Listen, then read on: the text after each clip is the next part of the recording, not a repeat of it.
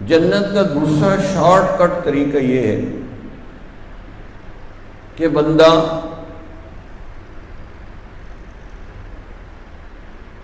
اپنی عاجزی انکساری بندگی کا اظہار کرے، کیونکہ ہمارا نام اللہ نے بندہ رکھا ہے۔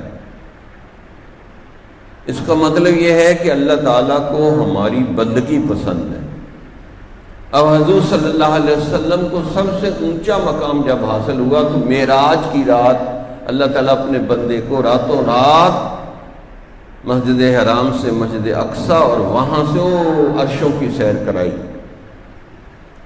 تو جہاں اللہ نے، اب دیکھو نبی کی شان کتنی بلند تھی، ایک بندہ یہ بھی ٹھیک ہے، اس سے اوپر نبی، نبی سے اوپر رسول کا درجہ ہوتا ہے، لیکن اللہ تعالیٰ اتنی اونچے مقام تک اپنے نبی کو لے کے گئے، لیکن بندہ جتنا مرضی اوپر چلے جائے پھر بھی اللہ نہیں بن سکتا۔ اللہ جتنا مرضی نیچے پہلے آسمان پہ بھی آ جائے، اللہ پھر بھی اللہ ہی رہتے۔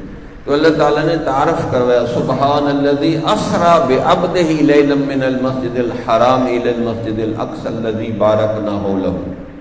یہ پاک اور شان و شوکت والی ہے وہ ذات جو اپنے بندے کو راتوں رات مسجد حرام سے مسجد اقصی اور پھر آگے لے گئی۔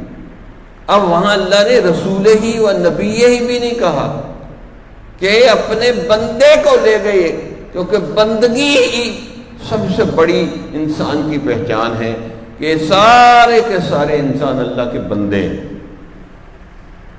ایک ہم کہتے ہیں ہم اللہ کے بندے ہیں، ایک اللہ کسی کو کہہ دے یہ میرا بندہ ہے تو پھر اس کی تو بات ہی کیا ہے۔ اسی کو علامہ اقبال نے کہا عبد دیگر عبد ہو چیزیں دیگر، بندہ ہونا کچھ اور ہے اور اللہ کا بندہ بن جانا یہ کوئی اور ہی چیز ہے۔ اگر اللہ آپ کو مان لے کہ ہاں آپ واقعی میرے بندے بن گئے تو بس آپ کا بیڑا پار ہے۔ اب ہم بندے نہیں بنتے، حتیٰ کہ اردو میں تو کئی جگہ ہم اپنے کسی نوکر کو بھی بندہ کہہ دیتے ہیں۔ ایک دفعہ مجھے کسی نے کہا میں بندہ بھیج رہا ہوں یہ کام ہمارا کر دے، میں نے کہا بندہ اللہ کا ہے، یہ کہو کہ میں آدمی بھیج رہا ہوں، آپ کا بندہ نہیں ہے۔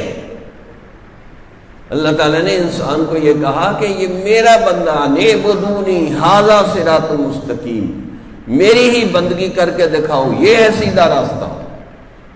ان اللہ هو ربی وربکم فاعبدوہ ھذا صراط مستقیم، بے شک اللہ میرا اور تمہارا رب ہے، اسی کی بندگی کرو، یہ ہے سیدھا راستہ۔ تو بندگی شارٹ کٹ راستہ ہے کہ ہر وقت بندہ یہ محسوس کرے کہ میں اللہ کا بندہ ہوں، میں اللہ کا غلام ہوں۔ تو اگر یہ احساس پیدا ہو جائے بندے کے اندر تو اس کی بات بن جاتی ہے۔